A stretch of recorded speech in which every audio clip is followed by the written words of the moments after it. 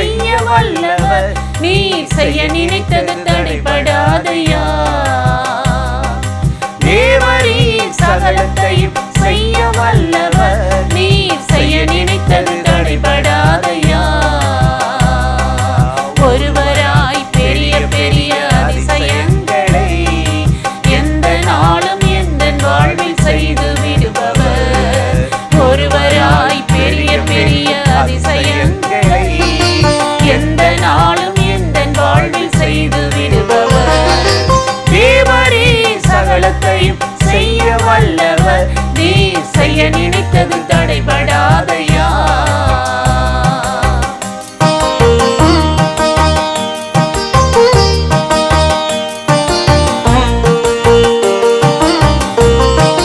மனிதனால் கூடாததுதான்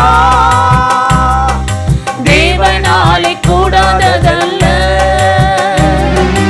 மனிதனால் கூடாததுதான்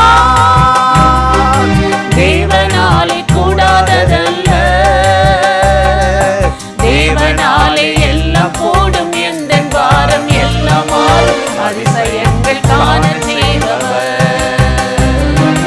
தேவனாலே எல்லாம் கூடும். எந்த வாரம் எல்லாம் மாறும். அதிசயங்கள் காண செய்பவர்.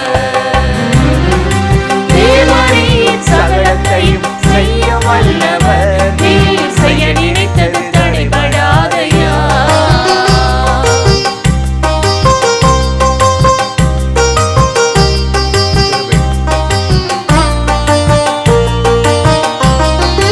பகலிலே மேக ஸ்தம்பமே, இரவிலே அக்கினி ஸ்தம்பமே. பகலிலே மேக ஸ்தம்பமே, இரவிலே அக்கினி ஸ்தம்பமே. இரவு பகலும் வழி நடந்த முன் சென்ற என் தெய்வம். தடைகள் நீக்கி முன்னே செல்கிறீர். இரவும் பகலும் வழி நடந்த முன் சென்ற என் தெய்வம். தடைகள் நீக்கி முன்னே செல்கிறீர். தேவரீர் சகலத்தையும் செய்ய வல்லவர். நீர் செய்ய நினைத்தது தடைபடாதையா.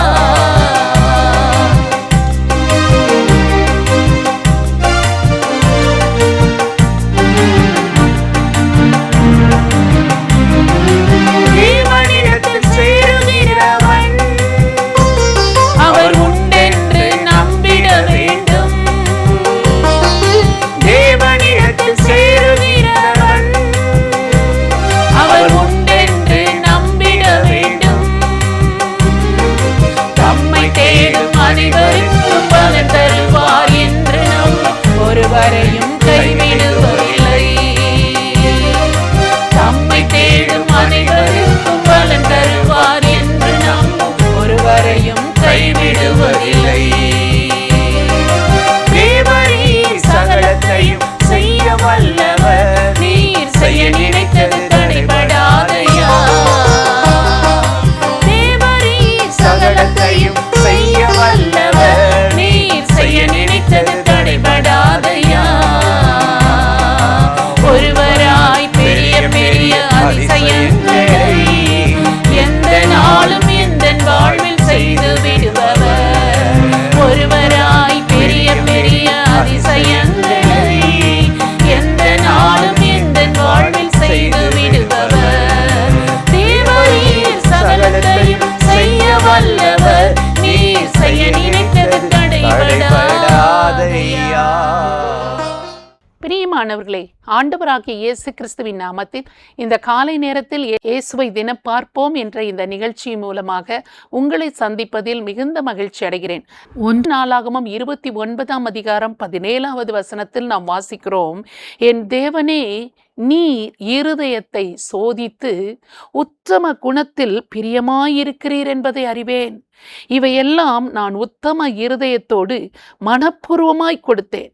இப்பொழுது இங்கே இருக்கிற உம்முடைய ஜனமும் உமக்கு மனப்பூர்வமாய் கொடுக்கிறதை கண்டு சந்தோஷித்தேன் என்று நல்ல ஒரு வார்த்தையை தாவீது இங்கு சொல்லுகிறதை நாம் வாசிக்கிறோம். என் தேவனே, என் இருதயத்தை நீர் சோதித்து உத்தம குணத்தில் பிரியமாயிருக்கிறீர் என்று இங்கு தாவீது சொல்லுகிற அழகான வார்த்தையை நாம் வாசிக்கிறோம்.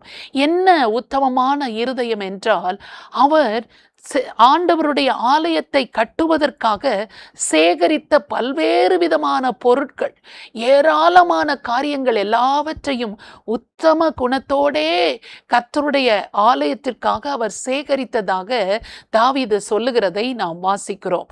இந்த தாவீது சொல்லும்போது, அவன் உம்முடைய கரத்திலேயே வாங்கி உமக்கே கொடுத்தோம், இதெல்லாம் உம்முடைய கரத்திலிருந்து தான் எனக்கு வந்தது என்ற ஒரு நன்றி நிறைந்த உள்ளத்தோடு கூட, ஆண்டவரே நீர் எனக்கு கொடுத்ததிலிருந்து ஏராளமாக தேவனுடைய ஆலயத்துக்கு என்று மனப்பூர்வமாக நான் கொடுக்கிறேன் என்று சொல்லி சந்தோஷமாக உற்சாகமாக கர்த்தருக்கு கொடுக்கிற ஒரு காரியத்தை உத்தம குணம் என்று அவர் அங்கு குறிப்பிடுகிறதை நாம் வாசிக்கிறோம்.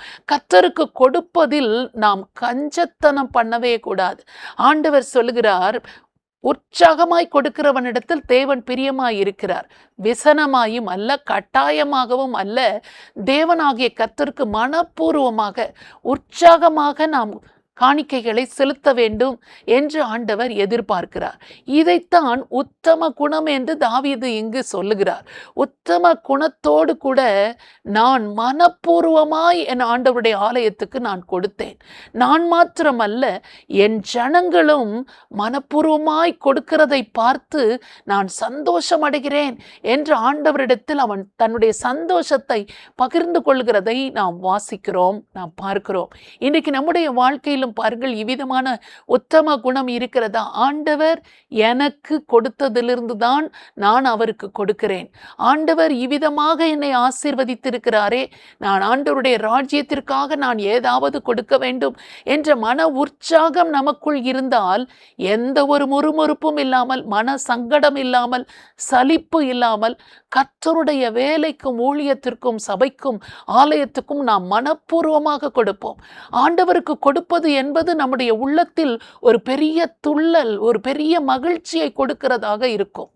ஆனால் பாருங்கள், ஆண்டவருக்கு கொடுப்பதில் பிரியமில்லாதிருந்தால் ஏனோதானவென்று ஐயோ கேட்டுக்கொண்டே இருக்கிறார்களே, கொடுக்க வேண்டியதா இருக்கிறதே, இவ்வளவு கொடுக்க வேண்டியதா இருக்கிறதே என்று மனசலிப்போடு விசனமாய் கட்டாயமாய் நாம் ஒரு காரியத்தை ஆண்டவருக்கு செய்கிற போது அதில் அவர் பிரியமாய் இருப்பதில்லை. அதனால்தான் தாவீது சொல்லுகிறார், உத்தம குணத்தில் நீர் பிரியமாயிருக்கிறீர், மனப்பூர்வமாய் தேவனுடைய ஆலயத்திற்கென்று, உம்முடைய ராஜ்யத்திற்கென்று, வேலைக்கென்று நான் உற்சாகமாய் சேகரித்திருக்கிறேன், இதையெல்லாம் கர்த்தருக்கென்று கொடுக்கிறேன் என்று அவன் சொன்னான்.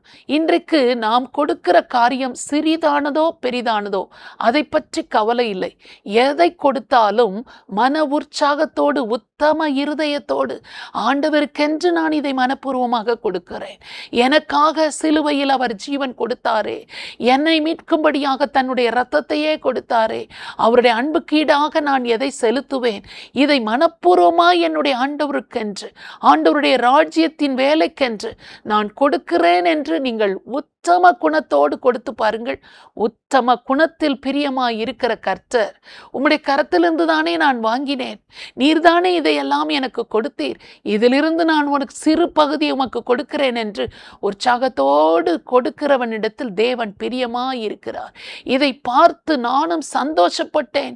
என் ஜனங்கள் இப்படி மனப்பூர்வமாய் கர்த்தருடைய ஆலயத்துக்கு கொடுக்கிறார்களே என்று சந்தோஷப்பட்டேன், மகிமைப்படுத்தினேன் என்று தாவீது சொல்லி கர்த்தரை உயர்த்துகிறதை நாம் வாசிக்கிறோம். இன்னைக்கு நம்முடைய வாழ்க்கையிலும் அப்படித்தான்.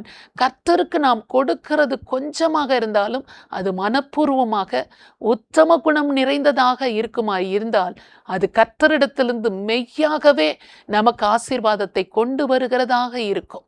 இல்லாவிட்டால் ஏனோதானவென்று முறுமுறுப்போடு உற்சாகம் இல்லாமல் நாம் கொடுப்போம் என்றால் அந்த கொடுத்தலின் நிமித்தமாக எந்த ஆசீர்வாதத்தை நாமும் பெற முடியாது, ஆண்டவருடைய ராஜ்யத்துக்கும் அது பிரயோஜனம் இல்லை.